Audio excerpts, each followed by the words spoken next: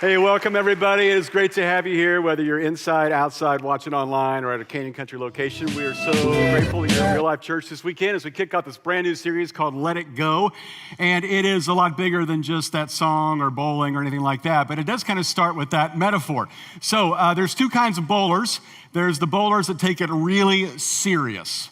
Okay? They're the ones with their own shirts, their own shoes, they have their own ball, they have that little wrist guard, they know how to use the fan, they know how to keep score. By show of applause, how many of you are that serious about bowling? Exactly. Okay. Well, good for you. We love you, but it's a dying breed. So there's a second group that is kind of where the rest of us fall in, that we don't really plan to go bowling. Nobody ever says, I need to get better at my bowling. You just show up there because it's a birthday party or whatever, and you think, I'm just going to have fun. You get the lightest ball you can. You throw it as hard as you can. You eat all the food you shouldn't eat. You don't know how to keep score. How many of you are that kind of a bowler? Let me hear that. Okay.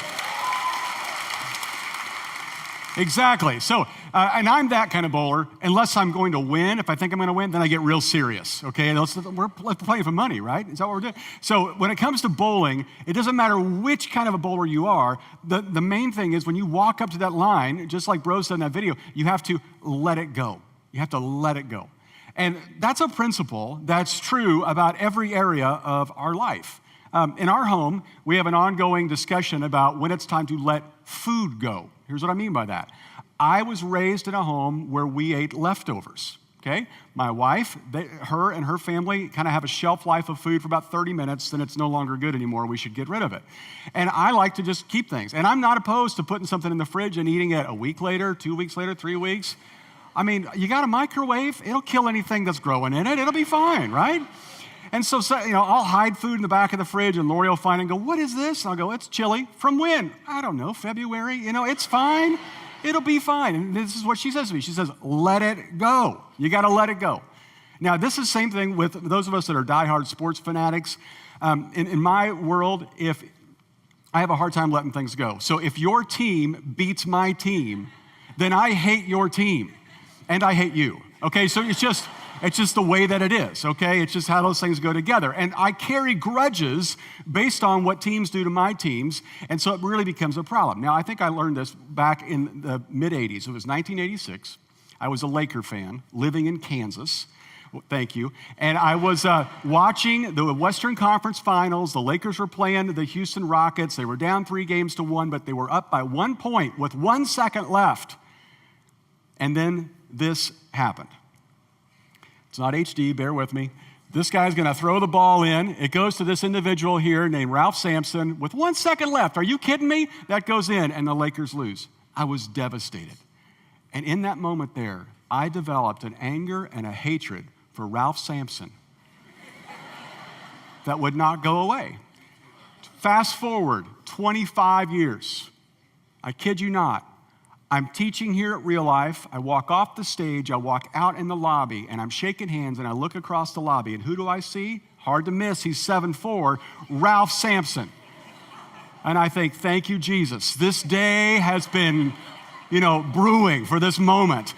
And I march over there, and what do I say? Do I go over there and say, hey, welcome to Real Life, we're so glad you're here? Do I say, do you know Jesus, and can I tell you the way? But instead I go over and I go, Ralph, my name's Rusty, and I'm still not over what you did to the Lakers back in 1986. And he looked at me, and he starts laughing, and he goes, hey, let it go, okay? All right, kid, let it go, let it go. And I'm trying to. I felt talking to him helped me in that situation. Now, here's the thing about not letting it go is it can really devastate our relationships. When we carry a grudge into relationships, it hurts the relationship. When we carry a grudge into a marriage, it hurts that marriage. We even pass this on to our kids. We hurt other people around us. In fact, researchers are discovering that many of the problems we have physically are a result of us not letting things go emotionally. In fact, what they're discovering is that even bitterness targets the liver. And 80% of many of the health-related issues of patients that are in the hospital are related to guilt-based problems that started out as emotional, then turned to physical. In other words, this whole thing of the stuff that we won't let go is literally eating us from the inside out, and it's ruining us physically, emotionally, spiritually, and relationally. So, Over the next 4 weeks, we're going to dive into 4 of these characteristics. And as the video showed there, clergy in cars, and if you want to see the whole thing, it's a little bit longer. It's 4 pastors, so it's like 4 hours long, okay? I'm kidding, but it's a little bit longer. You can go to our website and check it out later this week and see the whole thing. But we're going to talk about, every week, one of these 4 issues. And we're going to talk about shame, we're going to talk about anxiety, and we're going to talk about fear. And today we're going to talk about this issue of envy, of comparing ourselves to others, of wanting what somebody else has. I think I discovered this first in my life when I was in about 6th grade. It just so happened that for Christmas that year, I opened up one of my gifts and I got a sweater. Now, normally, at that age, you're kind of like not interested in clothes for Christmas, but I was getting to the age where I cared what people thought about me. I cared about girls, and so I wanted to have a great sweater, and I got this sweater, and it was epic because it was bright green. And I could pair that with a pink shirt underneath it, and it's the 80s, so pink and green, I would be kicking it, okay? It would be awesome. And so I was so excited about this green sweater, and here's what made the green sweater even better. There was a little alligator on it. It was an Izod. I'd never owned an Izod before. I don't know what mom and dad had to do to get the Izod, but they got it, and it was the best Christmas ever. I was so excited. I'm wearing this thing at school, and I cannot wait for school to come back. And sure enough, school comes back. I got the green sweater on. I got the pink shirt underneath it, collar up, of course, cruising in to the junior high school, and I just imagining all the girls dropping their books, staring, pointing, winking at me and everything. I'm ready, okay? But in comes a friend of mine. We haven't spoken since. He comes in, and he's got a new sweater, but guess what's on that? A polo. Polo outranks Izod. And so right there, everybody stopped looking at the kid in the green sweater, and they're looking at Greg Williams. Yeah, I still remember his name. And he's got the polo sweater on. Oh, Greg, that's so great. And it's just, the years of therapy are getting there, but I'm still working on Ralph Sampson. So it's just this thing, right? And it really became this problem for me at that moment. And I discovered what envy really was. And it's so subtle. And it starts with comparing yourself to somebody else, because I love that sweater until I saw a better sweater. In fact, look at what Pastor Craig Groeschel says about this. The fastest way to kill something special is to compare it to something else. Now, you know this to be true, and so do I. Think about this. For some of you, you remodeled your kitchen. You spent thousands of dollars on that kitchen. You ate out of the garage for a few weeks while that kitchen was being done, right? And you go in and you see it, and it's beautiful, and it's awesome, and it's wonderful, until you go to a friend's house, and it looks like Joanna Gaines has been living there. Hashtag shiplap has happened to that whole room right there. And you're thinking, we got to go remodel our kitchen again. Are you kidding? No, we just got done with it. But it's not as good as theirs, because the fastest way to kill something special to you is to compare it to something else. This happens when you buy a car. You get the Mercedes C-Class, you roll that home, you're so happy, it's all you could afford, but you got it, finally, a Mercedes. And then your neighbor rolls in with the Mercedes S-Class, and you're like, this is a piece of junk. I got to get a better car. I don't know how to do that. Work 3 jobs, whatever it takes, because the quickest way to kill something special is to compare it to something else. Now, no other period of time has had more opportunity to compare ourselves to others than what we have right now because of social media. Your ability to compare yourself to others is so quick now. Have you ever had a pretty good day till you get on Facebook? And then you see what an amazing day everybody else is having? Or you see somebody, they've all gone out to lunch or whatever, and you're looking around going, those are all my friends. Why was I not invited?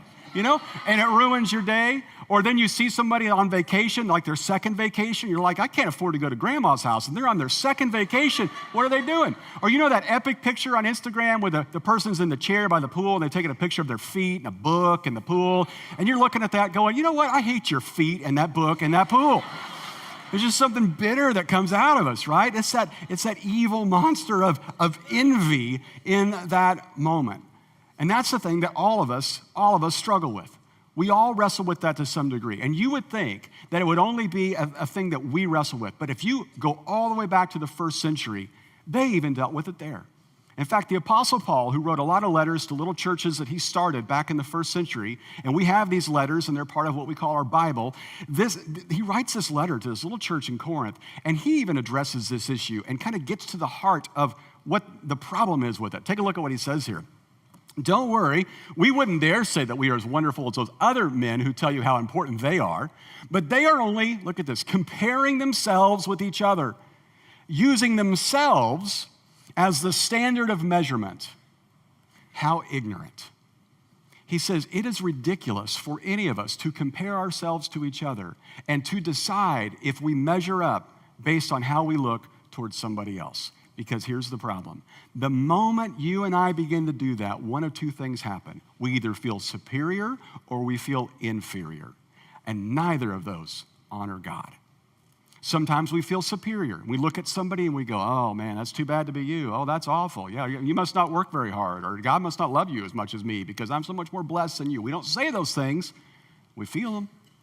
Or we go the other direction and we feel a little bit more, a little less than somebody else. We feel inferior to them, and we struggle with envy and jealousy.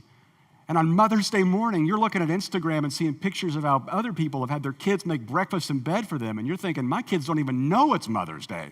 And then you start hating your kids just because you looked at Instagram, and they wonder why mom's so mad, right? All because you looked at what somebody else did and made you feel inferior. Pastor Andy Stanley says that what we want to do is we want to live in the land of E-R. We just want to be richer, faster, better, prettier. And then after we live there for a while, we want to move to the land of Est.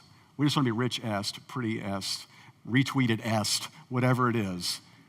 The problem is neither of those satisfy us. Neither of those fill that hole in our soul. And as a result, we carry this thing of envy around like a bowling ball into every relationship of our lives. And you have people in your life, they have been trying to make you happy. They have been trying to kind of fill that void in your soul, and it'll never work. It'll never work because you have this insatiable appetite for more that only God can fill. And you're just wanting everybody else's approval to make it right. And I know because I've been there. So what we're going to talk about today is I'm going to tell you this story that is written in the scriptures about these two guys that were followers of Jesus. The Apostle John, the Apostle Peter, and you would think these guys are perfect because we call them apostles or disciples, but this is why I love the Bible, and this is one of the reasons I believe the Bible, because the Bible lets us know all of these people that have just ridiculous things they do and think, and some of the same struggles that we have. There's real people with real problems, and we're going to learn that these two guys, I don't think I'm going out too far on a limb to say this, have a competitive nature towards each other.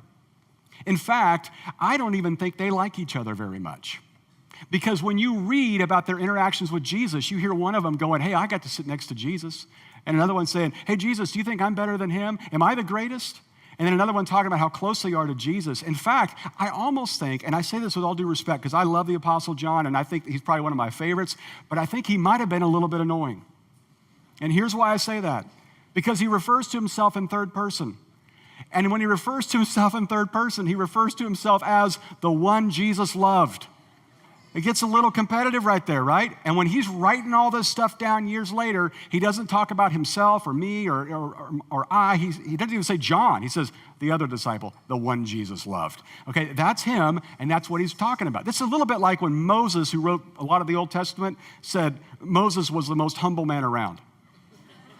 Think about that for a second. That's funny. I don't care who you are. Okay, so we're going to look at this passage, and John has written this, okay? And here's what's happened. Jesus has been crucified, he's been buried, and now comes the first day of the week, which we now call Easter Sunday, and a group of women are going to the tomb to prepare the body with all of these spices and ointments in order to help it decompose better. It's like their version of embalming.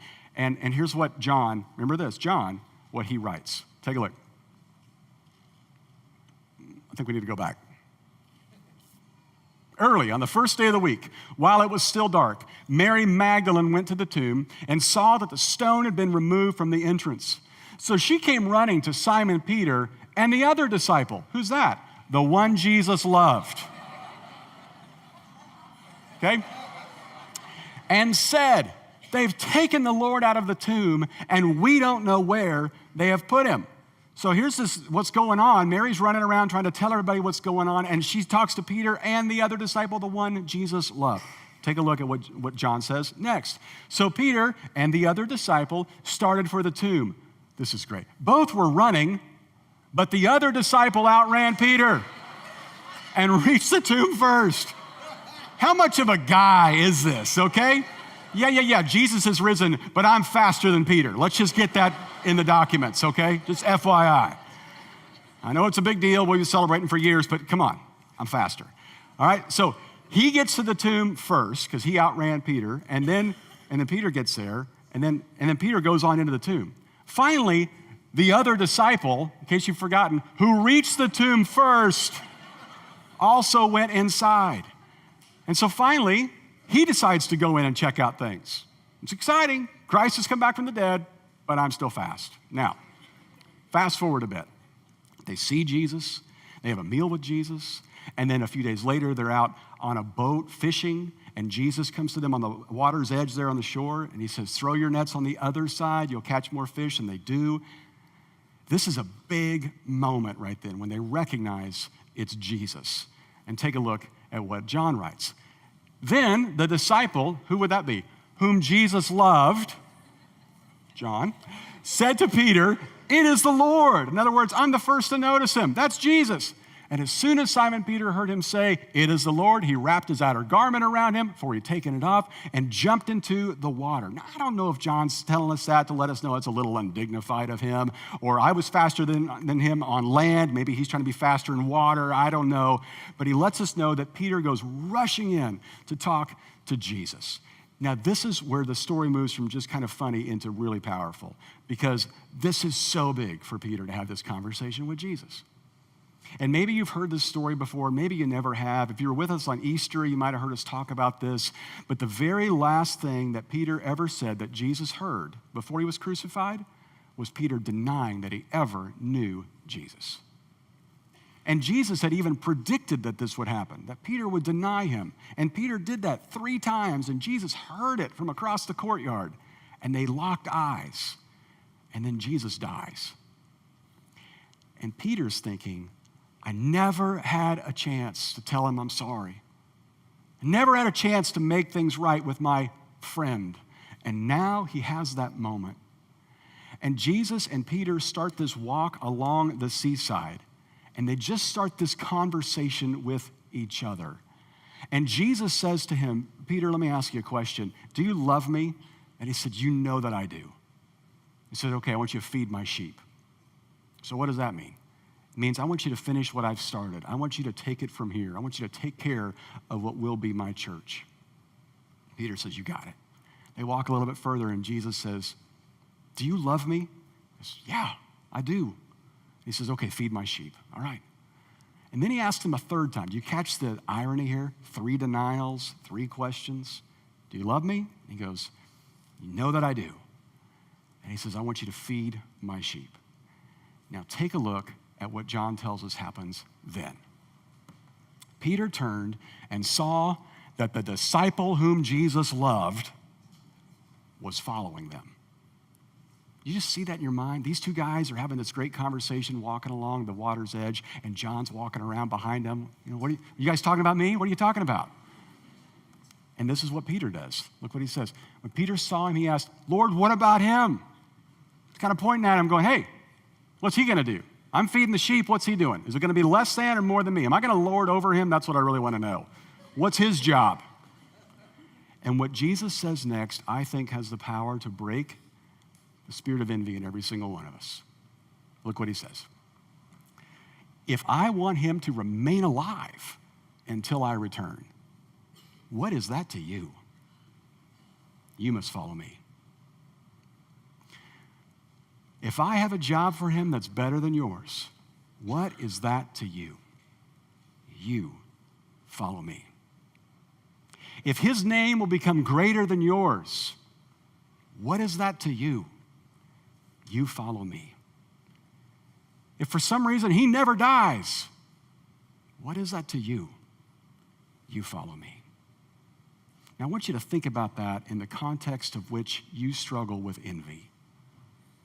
Your friend has a better house and a better job and seems to have a better family, and he seems like God's given them all the blessings that you think you deserve.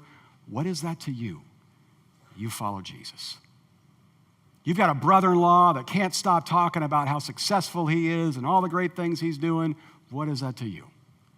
You follow Jesus.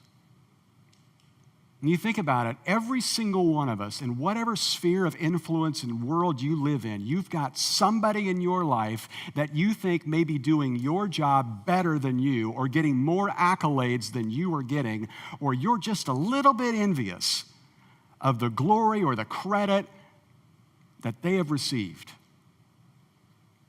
Everybody's got somebody like that. No matter what line of work you're in, whether you work in the home or outside the home, every one of us has somebody like that. And when you hear their name, there's something in you that just kind of churns a little bit like, man, I wish I had what they had. I wish I was as successful as them. I wish I had what God has blessed them with. Whatever it is, you've got that, and guess what? So do I. I mean, you would think that all pastors have it all figured out, completely perfect, and that's just not the case.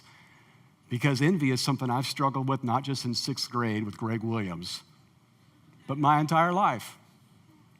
And I think it really got going for me, the most recent case of it, when I first came here to Real Life Church, because I followed an amazing pastor who started the church. His name's Kyle Idleman. I consider him a friend. I really like this guy. And he did a great job in getting this church started. And when he left, he told the leadership here, you might call this guy named Rusty George, he's in Kentucky, he might come. And I'm so grateful that he did that. And I tell him often, Kyle, I am so glad you left, because it allowed me to be there. I love being at Real Life. But I want to tell you something. Kyle is incredible at communication, at writing, being a pastor, everything he does. And when I hear his successes, there's something in me that goes, why not me? And I think it started soon after I got here, because occasionally people would come up to me and go, we kind of miss Kyle. Really? Tell me how you really feel. Oh, he was fantastic. Yeah, but you're good too. Yeah, thank you. One person said, Kyle was so good looking, Not sure how to put that together, okay? I'm not sure why that's important. It wasn't on the application. But it just keeps, it just kept going. And this would go on for like months and months. People would say things about Kyle. Have you seen Kyle? Have you talked to Kyle? How's Kyle doing? When's Kyle coming back to speak? Kyle was great. Have you ever heard the message Kyle did? Yeah. Heard enough about Kyle, right? And so this kind of leads me into this funk of just every time Kyle does something good, every time Kyle puts out a book or whatever, I'm just thinking, oh, yeah. And so this just kind of grows in me to the point where several years ago, I had a chance for me and my wife to go to this retreat center where pastors and their wives come and they just hang out, and there's therapists available just to talk to you and kind of put your mind back in order and all that.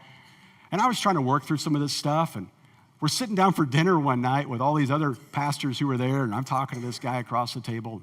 He says, so where's your church at? And I said, well, we're in Valencia, California. And he goes, Valencia? Is that where Kyle Idleman's church is? So yeah, it just so happens to be there, and that's actually why I'm here this week, And he goes, oh, okay. So fast forward a few years, last summer, I'm in Kansas City, Missouri. I'm speaking at a conference there. I walk out of the convention center. I get in an Uber. We're in the Uber for 5 minutes. The guy says, what brings you to town? I say, I'm speaking at this church conference. He goes, oh, I don't really go to church, but I did hear this pastor one time. He was amazing. I said, oh, really? Who is it? You ever heard of Kyle Idleman?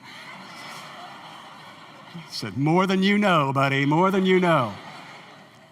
And you know what happens every time I have that moment where somebody says something and it just kind of rubs me the wrong way? I just sense, and I don't hear an audible voice, I just sense Jesus saying to me, what is that to you? What is it to you if he has, more gifts or sells more books, whatever? What is that to you? In your line of work, if they get the promotion and you don't? What is that to you if they appear to have it all together and you don't? What is that to you? You must follow me. In fact, take a look at this quote here. We cannot faithfully follow Jesus if we're always comparing ourselves to somebody else. Because we're always looking around to get the accolades from somebody else, and even when we get them, they won't be enough to satisfy that longing inside of us. Because sooner or later, you and I are going to have to answer this question, whose opinion matters most? And if it's people on social media, if it's friends or family, if it's neighbors, if it's coworkers, it will never be enough. Because you're trying to take care and satisfy an internal thirst with something external, it'll never be enough. Only the love of Jesus can do that. I love what the writer of Hebrews says about the imagery we should think about with this. He says, since we're surrounded by such a great cloud of witnesses, let us throw off everything that hinders and the sin that so easily entangles. And look at this. Let us run with perseverance the race marked out for us. And then he says this. Let us fix our eyes on Kyle? No. On your neighbors? No. Your sister-in-law? No. On Jesus, the author and perfecter of our faith, who for the joy set before him endured the cross, scorning its shame, and sat down at the right hand of the throne of God. He says, you're running a race, but you are not competing against the people in the other lanes. You are just running to get to Jesus. And you and I know the quickest way to lose a race is start looking to the right or the left. It just slows you down. Don't worry about them. Stay in your lane. The truth is, for many of us, we are living to gain approval from somebody who is long gone, and they don't even know that we exist. Stay in your lane. For some of us, we are craving the approval of an ex just to show them that they made a mistake. Stay in your lane. For some of us, we're trying to earn the approval of a parent who's dead and gone. Stay in your lane. It's our job to run the race towards Jesus, not to look to the right or the left. So here's what this means. Maybe for you, there are people in your life that have a bigger portfolio, they have more cars, more stuff, you got a bigger business, but God's blessed you with the job and the business that you have. Stay in your lane. It might mean that you get the blessing of being able to see more of your kids' baseball games. Stay in your lane. For some of you, it might be just looking around and seeing other people's homes and their remodels and their pictures on Instagram and how their kids always seem so happy and they seem like the mom of the year. Trust me, it's never what it seems. You stay in your lane. For some of you, you're single and all your friends are on Tinder and they're going to Vegas and they're hooking up with everybody every weekend. They're telling you what a great time they're having, but you're trying to maintain moral purity. Stay in your lane. For some of you, it's just looking at other people's lives and seeing their giftedness and seeing how they use their gifts for God, and you think, oh man, they get so much glory and accolades and they're so great and I could never do that. All I do is work with this small group and lead these people. Guess what? You are everything to them. Stay in your lane. I can tell you in my own life, the way that I've wrestled with this and the things that have helped the most are, first of all, every now and then, you got to take a social media fast. The first thing you do in the morning is look on Instagram or Facebook. You are setting up your day with, I don't have what they have. And I would encourage you every now and then to take a day or two off just so you can let Jesus speak the loudest to you. You're going to go through the shakes, I promise you that. Some of you you won't know what to do. Because on average, we all look at our phones 100 times a day. Just stay in your lane. Take a break. For some of you, the thing you need to do is create a gratitude journal where you start writing down all the things that God has done in your life rather than you listing all the things God's done in everybody else's life but your own. And you stay in your lane. Can I tell you one thing that's helped me the most out of all those ideas is to celebrate other people's success. You know, when Kyle puts out a new book, I go get that book, I read it, and then I message him and I say, man, that was great. I hope you sell 1 million.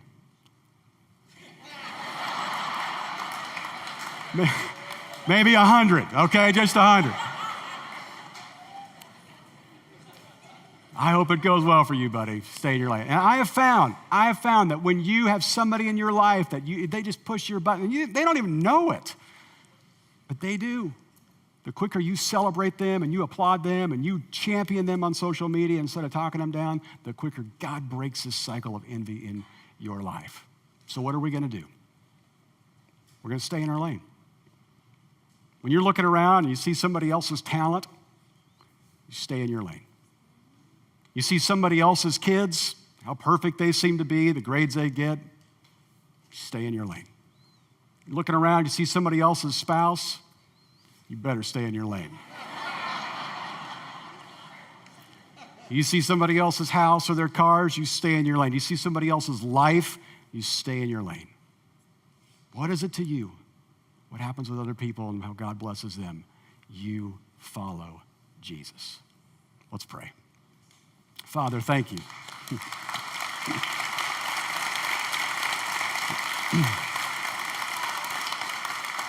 Thank you, God, for just how amazing you are, how you love us as is, how you are our biggest fans. We don't always understand why you bless people differently than us, but we are indeed blessed. And God, we want to just allow our minds to settle in on all the things that you have done for us and all the promises you speak over us that are so true about us. And God, I pray for all those right now in this room, outside, watching online, who just know the pain of envy. Because it is such a difficult thing to never feel like you are enough. And so God, I pray they would recognize how your promises teach us that you love us, you're already impressed with us, and you died for us.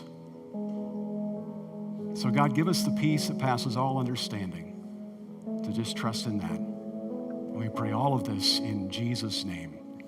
Amen.